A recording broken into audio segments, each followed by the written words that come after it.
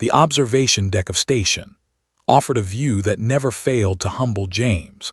The blue-white star burning 1,200 light-years from old Earth, suspended in the absolute black like a sapphire in velvet.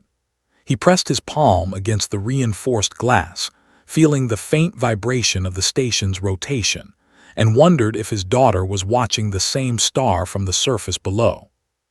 Dr. Chen. The voice belonged to Aliana, the Lyxari ambassador whose fur rippled with bioluminescent patterns that humans had only recently learned to interpret as emotional states. Currently, her silver-gray coat showed pale blue streaks, concern mixed with curiosity. "Ambassador," James turned, forcing professionalism over the ache in his chest. "I wasn't expecting you until the 1800 session. The cub Myra asked me a question today."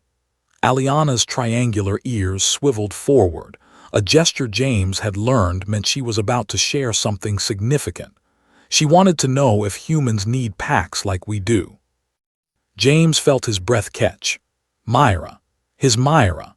The daughter he'd lost custody of 3 months ago when the interspecies cohabitation court ruled that human nuclear family structures were incompatible with Lyxari pack dynamics on the colony world below.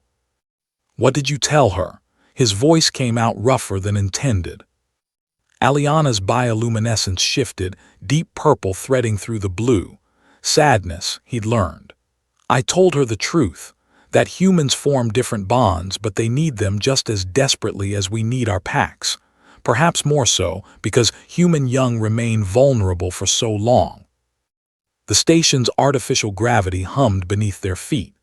James had spent 17 years studying xenobiology, another 5 working on integration protocols, and the last 3 watching everything he'd built crumble.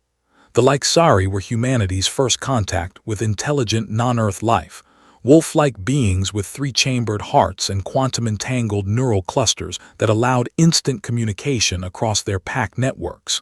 Beautiful, terrifying, completely unlike anything in human evolutionary history.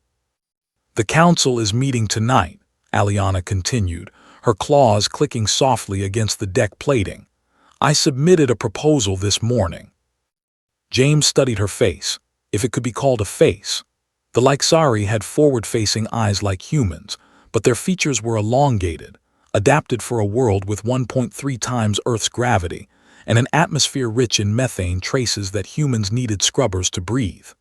Myra had been born there, to James and his late wife Sarah, back when the colony was just a research outpost, and the Lyxari were still learning that not all bipedal beings operated on pack hierarchies. "What kind of proposal?" "Hybrid pack structures." Aliana's ears flattened, determination. "Your species bonds strongly to genetic offspring. Ours bonds to pack position regardless of genetics. The current law forces a choice that serves neither species well." James had reviewed the custody case files 1,000 times. The court had ruled that Myra, at age 7, needed the stability of a full Lyxari pack after Sarah's death. That a single human parent, even one with joint citizenship, couldn't provide the social complexity a child needed to develop properly in Lyxari culture. Never mind that Myra cried for him every night, according to the supervised communication logs. Never mind that she'd learned to speak English before Lyxari growl speech, that her first word was "dada." "They'll never approve it," James said. "The traditionalist faction." "Lost 3 seats in the last election cycle," Aliana interrupted. Her tail swept across the floor, leaving faint luminescent traces. "The younger generation understands that rigid structures don't survive first contact with complexity. Evolution taught us that. Your arrival proved it." Through the observation window, the planet Kepler 442b rotated slowly into view. A world of gray-green oceans and rust-colored continents, where Lyxari cities sprawled in circular patterns that mapped their packed territories, and where human settlements clustered like uncertain seeds in borrowed soil. "What exactly are you proposing?" James asked.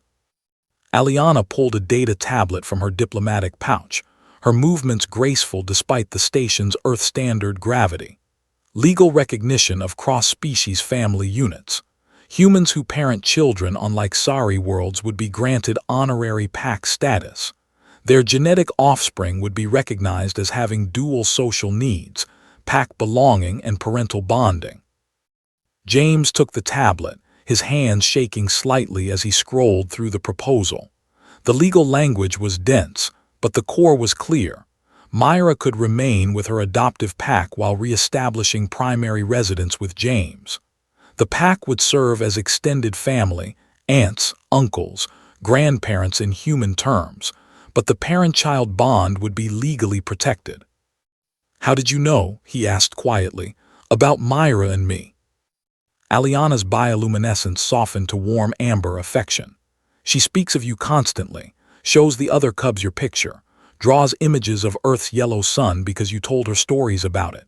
She paused, and when she continued, her voice carried harmonics that James's translator Chip rendered as deep emotion. "Pack bonds are sacred to us, Dr. Chen, but I've studied enough human literature to know that what you call love is equally sacred. Different melody, same song." "When does the council vote?" "Tonight, third bell." James looked back at the planet. Somewhere down there, in a pack den in the Northern Territories, a 7-year-old girl with his eyes and Sarah's smile was probably getting ready for sleep. The Sci-fi were crepuscular, most active at dawn and dusk. Human circadian rhythms had been one of 1,000 incompatibilities that the court had cited. "If this passes," he said, "I can go get her." "If this passes," Aliana corrected gently, "you can go home to her, and she can finally stop asking every pack mother she meets if humans need packs too." The station rotated further. The star burned on. "Thank you," James whispered. Aliana's ears swiveled pleasure, satisfaction.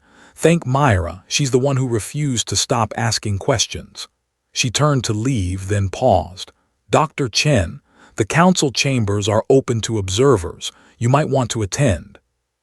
As her footsteps faded down the corridor, James pressed his palm to the window again. This time, the vibration felt different. Not like isolation, but like a heartbeat. Like coming home.